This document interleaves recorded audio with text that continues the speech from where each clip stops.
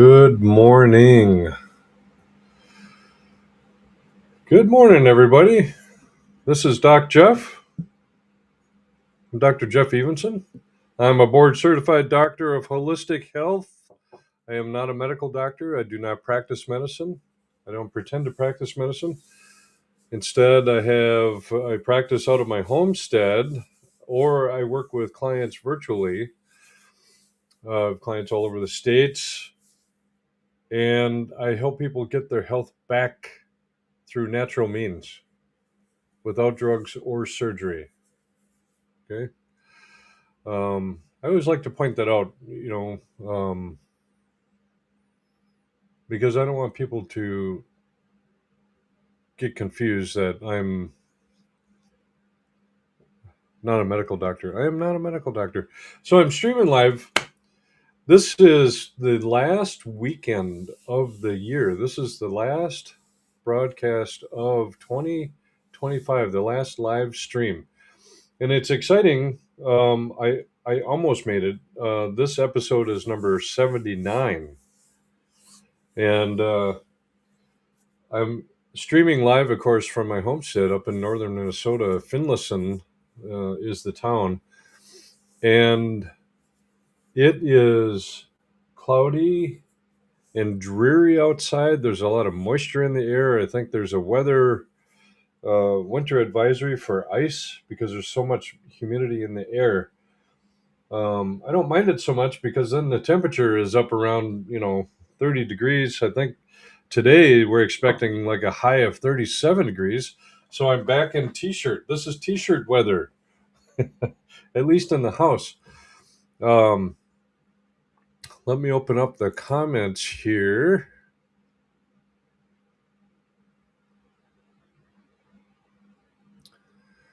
Okay.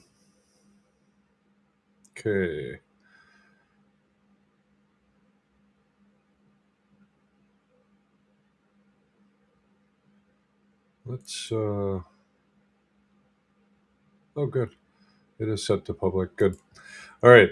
Just checking all the different stream channels.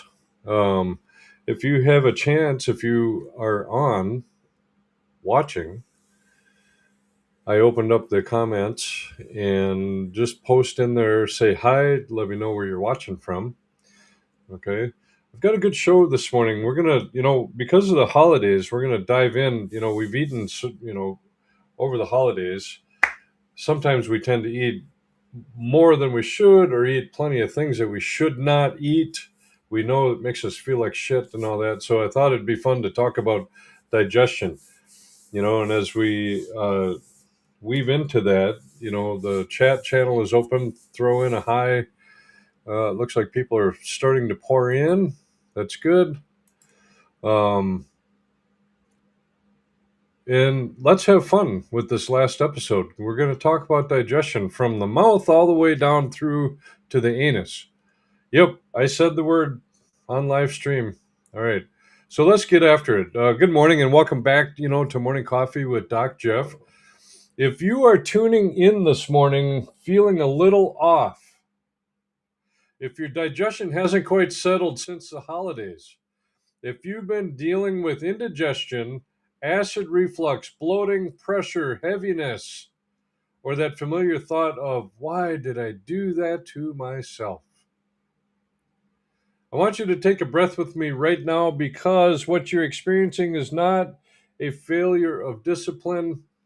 It's not proof that you're broken. It's not your body turning against you. It's communication. Over the last few days, I shared a short message about indigestion and acid reflux, and the response told me something important.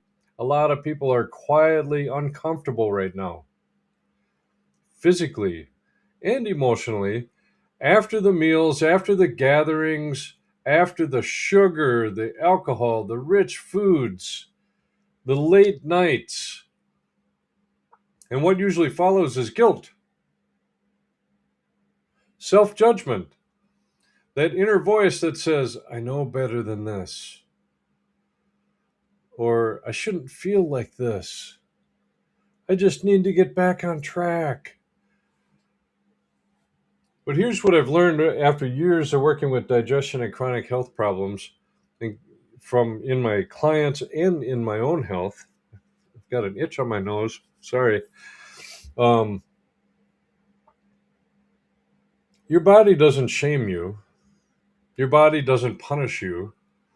Your body gives feedback. And this morning, instead of talking about what you shouldn't have eaten or what you need to cut out next, I want to do something different. I want to follow the digestive system from the very first bite of food all the way through to the end of the line, because indigestion, reflux, bloating, constipation, loose stools, fatigue after meals, brain fog, heaviness, they're not random, they're not isolated, and they're not separate issues. They're chapters in the same story. And in my practice, I don't ask, what symptoms are we suppressing today? I ask, where did the digestive conversation start to break down? And that's what we're going to explore together this morning. Not from a place of blame, not from a place of fear, but from understanding. Because when you understand the why, the body begins to soften, the nervous system settles, and healing stops feeling like a battle. So if you've been uncomfortable after meals, if acid reflux has been flaring up again, if your gut has been louder than usual, stay with me. We're going to walk this path slowly, clearly, and honestly from the first bite to the final exit. Yes, we might talk about poop and everything in between. And by the end of today's conversation, my hope is simple: that you walk away with less shame, more clarity, and a better understanding of what your body has been trying to tell you all along. Okay? So if you happen to be watching, throw a hi in the post a comment in the chat and let me know where you're watching from. I appreciate that. It helps other people see where people are coming in from. And I understand there are some people that don't like to post anything. That's fine. All right. So digestion, we know, starts before you eat. All right. Before food ever reaches your stomach, before acid is released, before enzymes are activated, digestion has already begun, or it hasn't. And this is one of the most overlooked pieces of digestive health. Digestion does not start in the stomach. It starts in the brain and nervous system. Your body has two primary modes it operates from. Okay? One is survival, the other is restoration. And so when you're stressed, rushed, distracted, emotionally charged, or eating on the run, your body prioritizes survival. Blood flow shifts away from digestion. Enzyme production slows. Signals get delayed. And then we wonder why food doesn't sit well. Think about how many holiday meals look like this: eating later than normal, eating faster than normal, eating while talking, laughing, scrolling, standing, cleaning, driving, eating past that fullness because it's just today. It's just today. None of that is a moral issue, but it is a physiological one. Your mouth is designed to be the first digestive organ. Chewing is not just mechanical. It signals the entire digestive cascade all the way through. And when you chew well, saliva begins breaking down food. The stomach gets the message to prepare. The pancreas and liver start coordinating downstream. But when you rush, food arrives underprepared, the stomach is caught off guard, everything downstream has to work harder. So here's something that I often say in my practice: you can eat the cleanest food in the world, but if your body is not in a receptive state, digestion will suffer. This is why some people say, I eat healthy, but I still feel bloated. Or I eat clean, but I still get reflux. Or I don't eat that much, but I feel heavy. It's not always about what you ate, it's about how your body received it. And this is where guilt needs to leave the conversation. Your body wasn't failing over the holidays. It was responding to a different rhythm. More stimulation, more emotion, more timing disruptions, more quality. The nervous system noticed. So if digestion has been off since then, it makes sense. This is also why slowing down at meals is not a mindset trick. It's a physiological intervention. Even a few deep breaths before eating, even sitting instead of standing, even chewing a little longer. Those small shifts tell the body it's safe to digest now. And when digestion feels safer, everything downstream improves. So next we're going to move into the stomach itself and talk about acid reflux, indigestion, and one of the biggest misunderstandings I see around around stomach acid, because for many people the problem isn't too much acid, it's poor coordination. And that can change everything about how we approach healing. And I know this from personal experience about not having enough stomach acid. Okay. Maybe I'll touch more on that here in this segment.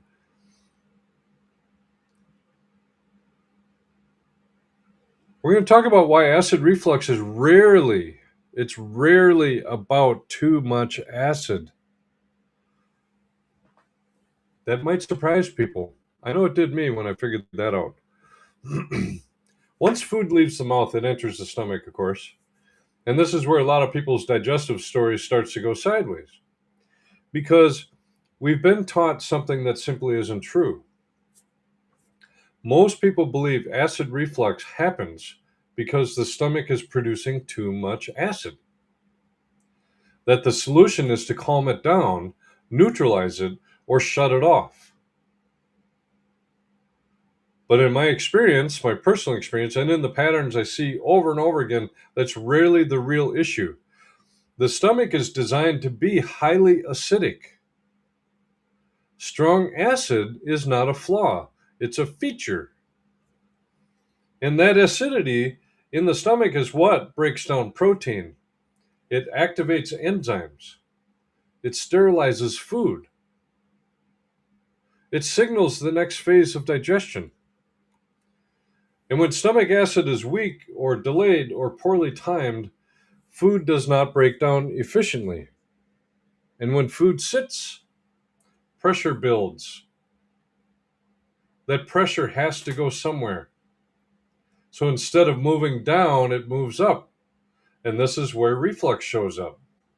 Burning, regurgitation, chest pressure. It's that uncomfortable sensation rising up after meals, not because there's too much acid. It's because digestion stalled. And here's something that I explain to people all the time. Reflux is often a pressure problem, not an acid problem. Now, later in the holidays, where you take in heavier meals, you're probably eating more protein and fat than usual. You're consuming alcohol. You're eating sugar. Who doesn't like a good Christmas cookie? You're eating later at night. You're eating past fullness. All of that requires strong, coordinated stomach acid. But if the nervous system is already stressed, rushed, or overwhelmed, that signal to produce acid is blunted. So the stomach gets behind. And when digestion gets behind, symptoms show up. This is why so many people say I was fine, then suddenly reflux started. Or it only happens after the big meals, or it flares up at night. Those aren't random, they're clues.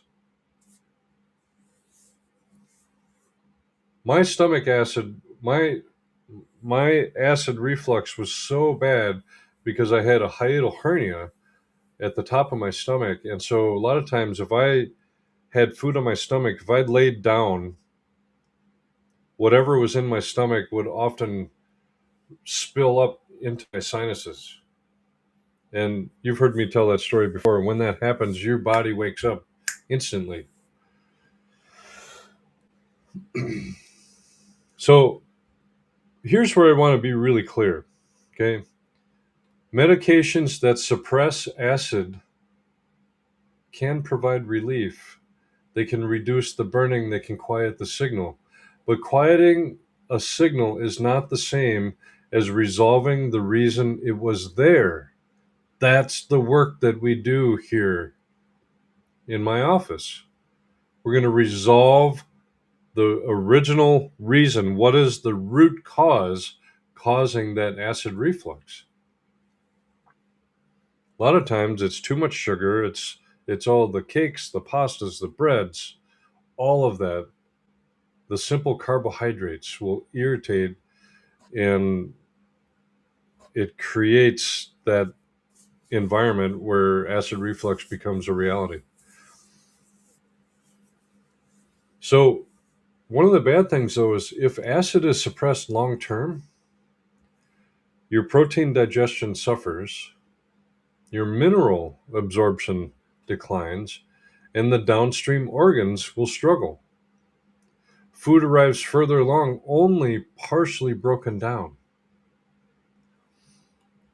And that sets the stage for the next layer of digestive stress, okay, which is where we're headed next. But before we move on, I want to say this clearly. If you've been dealing with reflux or indigestion, especially after the holidays, your body is not malfunctioning. It's responding to the timing, load, and coordination. And when we can stop fighting the symptom and start listening to the pattern, the path forward becomes much clearer. So we're going to move past the stomach and into the small intestine. And this is where bloating, gas, food reactions, and that why do I feel so terrible after I eat feeling often take root. And once you see how this connects, the digestive picture starts to make a lot more sense.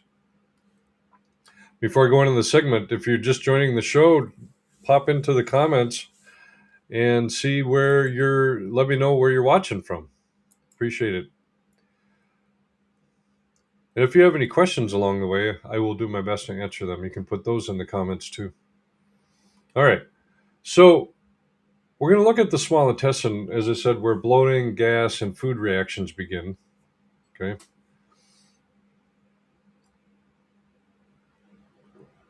Can't have morning coffee with Doc Jeff unless you have your coffee. Just saying.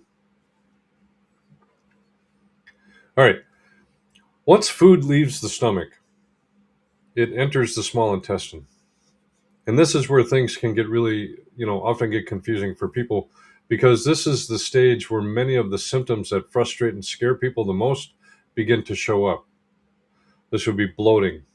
This would be gas, cramping, pressure, food reactions, that heavy, uncomfortable feeling after meals, even fatigue or brain fog shortly after eating. And here's the key principle I want you to hear. The small intestine is not designed to deal with poorly digested food. Its job is absorption. But when food arrives from the stomach only partially broken down, the small intestine has to shift from absorption to damage control.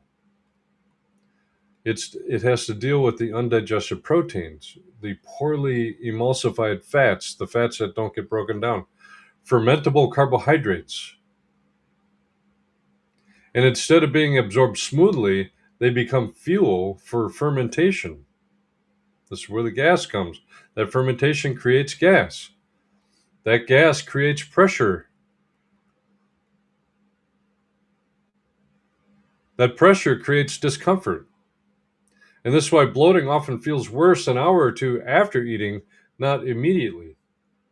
It's also why people start to believe they're suddenly reactive to foods that they used to tolerate, like dairy and gluten and vegetables, even healthy foods. But here's an important reframe on that. Food sensitivities are often a result of digestive breakdown, not the original cause. So what that means is when digestion upstream is compromised, the small intestine becomes irritated and the lining becomes inflamed. The immune system becomes more reactive, the tolerance threshold drops. So foods that once passed through quietly now create symptoms, and this is where a lot of people get stuck. They start eliminating foods one by one. They fear eating. They chase lists of safe foods. But the real question isn't always what food is the problem.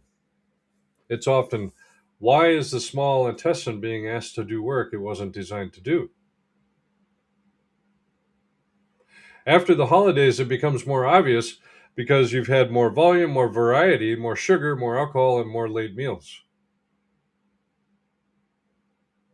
My family and I are going to be enjoying each other's company today. They came up yesterday, and they'll be here all day today. We're going to have our Christmas meal today and all that, and um, we'll do it again tomorrow. And all of that, the digestive system can get overwhelmed, and the small intestine starts waving a flag. Not because it's broken, because it's overloaded. It's like, help. This is also where people experience that post meal crash. You eat, and instead of energy, you feel tired, foggy, sluggish. That's not laziness. That's your body diverting energy to manage digestive stress. So, if bloating, gas, or food reactions have been made louder lately, it's not random.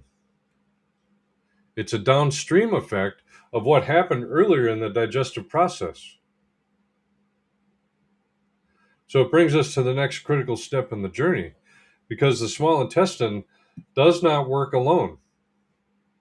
It relies heavily on support from three major players that are often overlooked. That'd be the liver, the gallbladder, and the pancreas. And when those organs are underperforming or overwhelmed, digestion struggles no matter how clean the diet looks. And that's where we're headed next.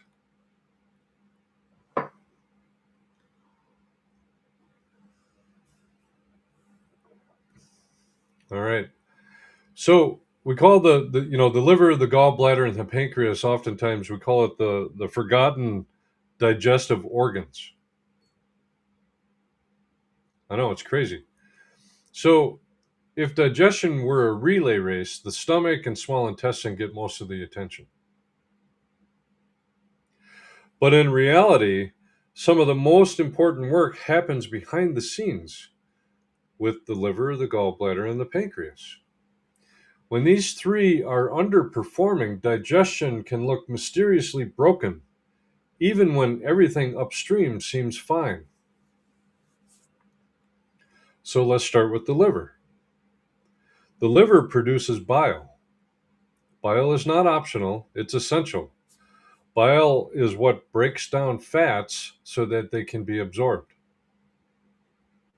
It also plays a role in moving, excuse me, in moving waste forward and keeping things flowing. So the gallbladder stores that bile and releases it when needed, if you still have your gallbladder. If you don't have your gallbladder, then the bile will keep trickling down into the small intestine. I don't have a gallbladder, I'm one of those. And the pancreas provides enzymes that finish the digestive process. So here's where things often break down. During the holidays, people tend to eat more fat, richer meals, heavier desserts, and who hasn't done the larger portions? That requires strong bile flow and sufficient enzyme output. But if bile is thick, sluggish, or poorly released, the fats don't break down very well. And when fats don't break down, food will sit longer Nausea can show up, bloating increases, stools can change. You have a heavy, stuck feeling following meals, and people often describe it as it just sits there. I feel full forever, or I don't feel like eating again for a long time. That's not about willpower, that's about bile flow. Now add in the enzyme stress. Enzymes are finite. Chronic stress, poor nutrient status, and years of digestive strain reduce the enzyme availability. So even if food reaches the small intestine, the body struggles to finish the job. And this is where the domino effect continues. Poor fat digestion affects hormone balance. Poor protein digestion affects tissue repair. And poor breakdown affects microbial balance. This is also why some people notice greasy or floating stools. You might notice a change in your bowel color. Did your color of your poop change? Alternating between constipation and loose stools. How many people have experienced that? Me. Increased food sensitivity over time. Those aren't random quirks, they're signals. And the liver, gallbladder, and pancreas are asking for support. And one of the biggest mistakes that I see people see is people jumping straight to killing bacteria, yeast, or parasites without first supporting these organs. Because if bile and enzymes are weak, clearing anything becomes harder. And the terrain matters. So when someone tells me I feel worse after rich meals, or I can't tolerate fats anymore, I feel nauseous after eating, I don't think what food should they avoid. I think what digestive support is missing. And with quantum nutrition testing, I can figure that out. We're going to drill into what that root cause is if you're working with me. And it leads us naturally to the kind of the final leg of the journey, because whatever isn't properly digested, absorbed, or moved along eventually reaches the large intestine. And that's where the patterns around constipation, the loose stools, irregularity, and the microbiome imbalance start to show up. And that's where we're going to dive into next. All right. If you're just joining the show, be sure to say hi in the comments and let us know where you're watching from. Or if you happen to be watching a replay, do the same. Throw in the comments, hey. All right. So with the large intestine, we're looking at transit time, regularity, and listening to the exit signals. Now we get to talk about poop. You can't talk to a holistic practitioner without having a conversation about poop.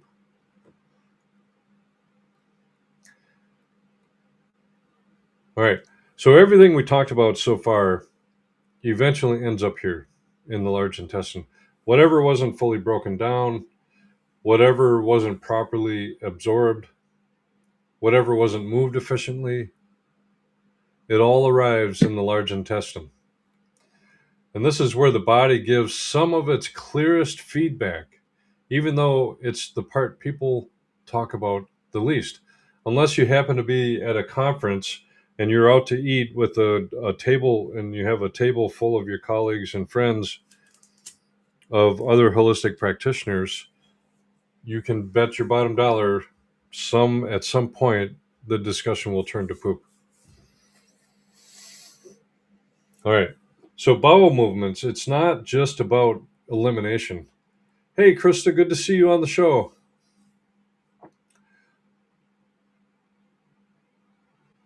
All right. It's not just about elimination, all right? The bowel movements are about flow, they're about rhythm, and completion. Okay? When digestion upstream is coordinated, the large intestine does its job quietly. Okay? When it isn't, patterns start to show up. You get constipation. And constipation, I'm happy if we can get people to poop at least one time a day. Okay? Now, the perfect human would be pooping 2 to 3 times a day. But for a majority of people, pooping one time a day is considered not constipated. Okay. Um, that's why when I'm doing my intake on people, I'll say, "Are you constipated? Are you pooping at least one time a day?" Because if I don't ask that extra question, sometimes people think that you're constipated or you're regular if you're pooping every 3 or 4 days. Okay. That's not normal. That's a clear sign that there's something wrong. You need to be pooping every single day. Okay. So the patterns that show up: constipation, loose stools. I know people that plan their drives according to how quickly they can pull into a bathroom along the road's journey. Then you can alternate between the two, constipation or loose stools, or suddenly have urgency. You better get in there. Okay. Or when you're pooping, it doesn't feel like you had a complete evacuation. Feels like there's more to go. There's irregular timing in our schedules. These are not separate problems, okay? They're reflections of what happened earlier in the digestive process. So let's talk about this constipation for a minute. Constipation is rarely just about fiber, okay? It's often about poor bile flow, and we're talking upstream. Dehydration at the cellular level. You can be dehydrated. You might be stressed, nervous system tension, or you could just have a sluggish transit time. The body holding on because it doesn't feel safe to let go. Consider that. So when bile is weak, the stool dries out. When the nervous system is stressed, peristalsis slows. Peristalsis is the motion that the intestines have to move things along. It's all done through muscle contractions, and they call that peristalsis.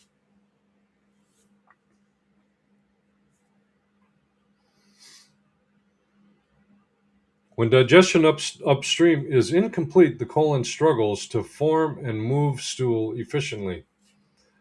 And on the other side, loose stools often point to poor fat digestion, incomplete absorption, irritation in the gut lining, and rapid transit because the body wants things out. And neither is random. And here's something important I want to normalize, okay? Your bowel movements are feedback, they are information. It's not something to be embarrassed about. Here's a news flash: everybody poops. Every living creature on this planet poops. I know it might be a shock to some, but your bowel movements are feedback. There's information in there. Don't be embarrassed about it, and don't ignore it. Especially when I'm doing parasite protocols with people, I will encourage and invite them to keep a couple tools handy by the toilet. So if they need to go digging into their stool to break it apart, we're looking to see if the parasites are in there. And so poop talk, it's not something to suppress without understanding why it's happening, why things are slowing down or irregular. And so after the holidays, changes in bowel habits are incredibly common. Because as I've said, you've been eating different foods, you've had different timing, different stress levels, different sleep. The gut notices all of it. And when people say, excuse me, when people say my digestion has been off since Christmas, what they're really saying, geez, talk about digestive trouble. I think I drank my coffee too fast. What they're really saying is my rhythm was disrupted, which brings us to the big picture. Reflux is often upstream. Okay, reflux is upstream. Bloating lives in the middle, and irregularity shows up downstream. But it's all one system, one story, one conversation the body is having with you. So when I look at digestion, I don't see isolated symptoms, I see flow, where things slowed down, where pressure built, where coordination was lost. And when we restore flow, the body often corrects itself in ways that surprise people. That's why healing digestion isn't about forcing regularity or suppressing symptoms. It's about supporting the entire journey, from the first bite to the final exit. And that's where I wanted to land the show today.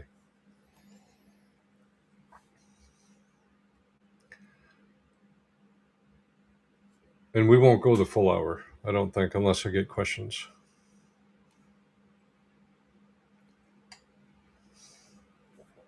All right. So if any of this part, if any part of this felt familiar to you, whether it's to you or to somebody that you know, send them the link to the video and have them watch that, because we talked about it from the mouth all the way down through the stomach, your digestive organs, your liver, your pancreas, your gallbladder, through the small intestine, and into the colon. All right. If you've been noticing reflux, bloating, fatigue after meals, or bowel changes lately, your body has been talking. And the good news is it's not too late to listen.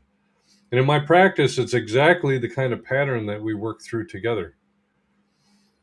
Not by guessing, not by jumping to extremes, but by restoring coordination and supporting the system as a whole. So if the conversation resonated with you, I invite you to reach out, ask questions, or start a deeper conversation about your own digestive story. Because when digestion begins to heal, everything often follows. Whenever I'm doing detoxification on people, I'm always going to make sure that they're able to poop, because toxins are going to be moved out through your stool. And if you're constipated, those toxins, those heavy metals, toxic chemicals, parasites, everything just recirculates. It gets reabsorbed by the body while it's sitting in the colon, waiting to go out. It'll get reabsorbed, and then it cycles through again, and you're not getting anywhere. And so I'm always going to make sure I'm going to support the body through any kind of process for detoxification. All right. So let's do this end of year call to action. All right.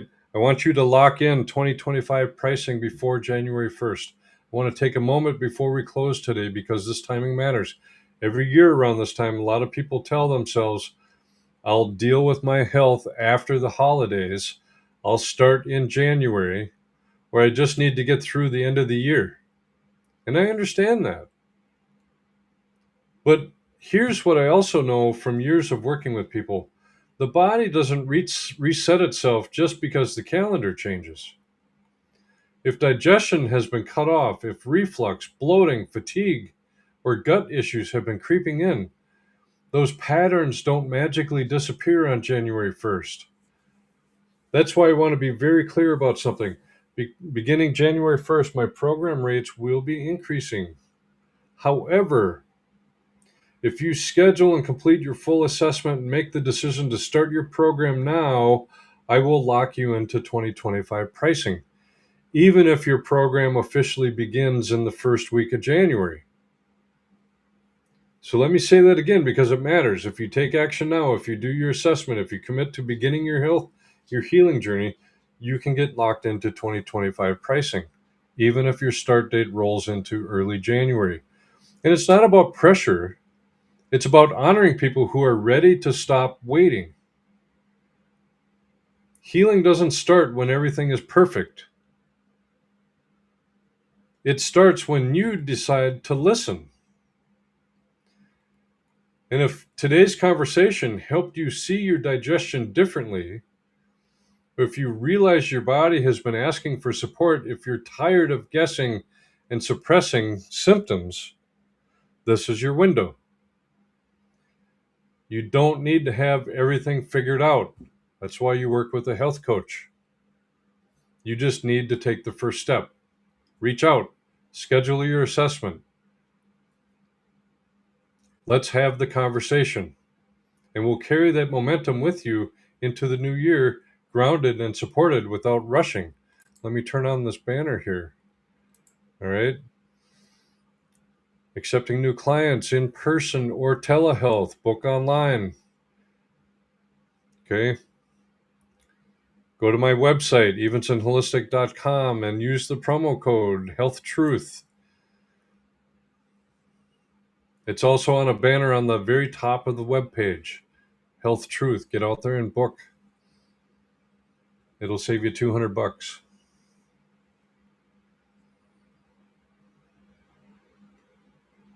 So let's have the conversation, and we'll carry that momentum with you into the new year, grounded, supported, and without rushing. Okay, before I close the show, say hi in the comments if you'd like, and let us know where you're watching from. It's always fun. So I'm going to close with a prayer today, as I try to remember to do for every show, but it's, Christmas. So let's pray. Father, we thank you for the wisdom of the body you designed. Thank you that it speaks with clarity, not condemnation, that it gives signals, not punishment, that even discomfort can be an invitation to slow down, listen, and realign. For those listening this morning who have been frustrated with their digestion, their energy, or their health, I ask that you bring relief, understanding, and hope. Help us release guilt over the past and step forward with discernment instead of fear.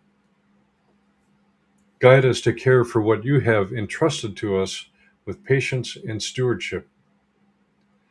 Bless the decisions made in this season. Bring clarity where there has been confusion, peace where there has been tension, and restoration where the body has been asking for help. We trust you with the process, the timing, and the journey ahead. In Jesus' name, amen. All right.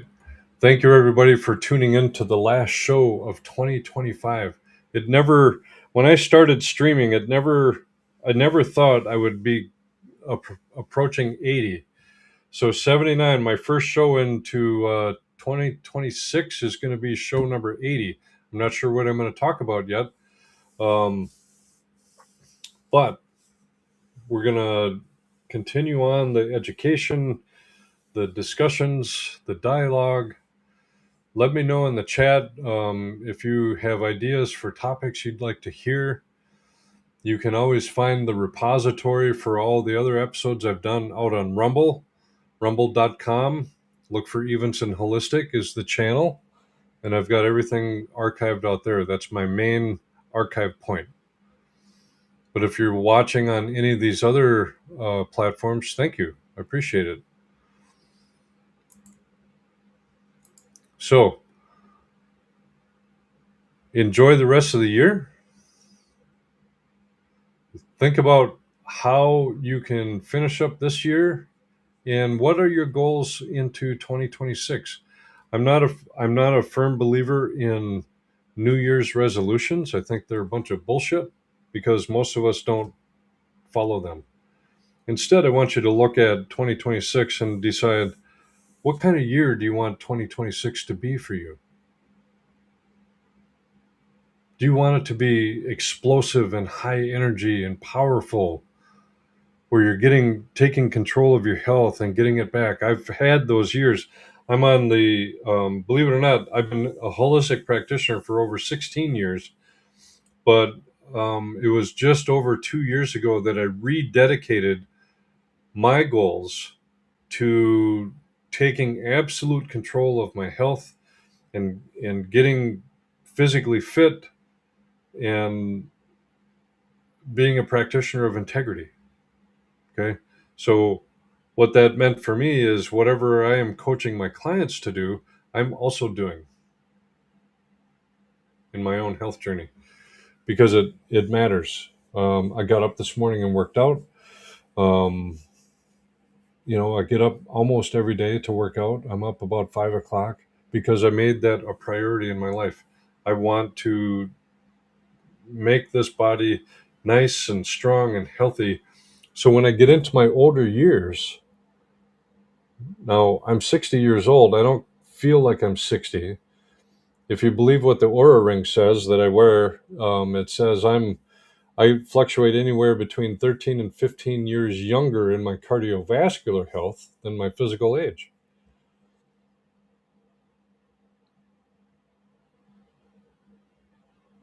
So to get where I'm at today, I have worked with coaches. I've worked with a business coach, I've worked with a nutrition coach, and I work with a fitness coach. And if your health is off the rails, it might be time to consider working with a health coach for a while. I'm going to give you coaching that you will never, ever receive from a medical profession. You will never receive this from the medical profession. Now, I know medical professionals that wish they could do this type of coaching, but they can't in the system. The system doesn't allow them to do it. They're supposed to be one and done, get these people in, get these people out.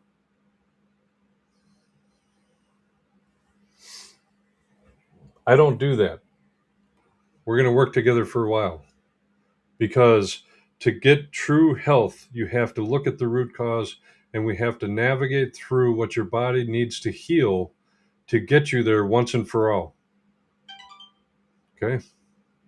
So let's do it. I love you guys. Thank you so much for tuning in and listening. And I will see you next year. I'm probably going to be posting and all that kind of stuff through the rest of the year. I might even do some Facebook Lives here and there. But for the show,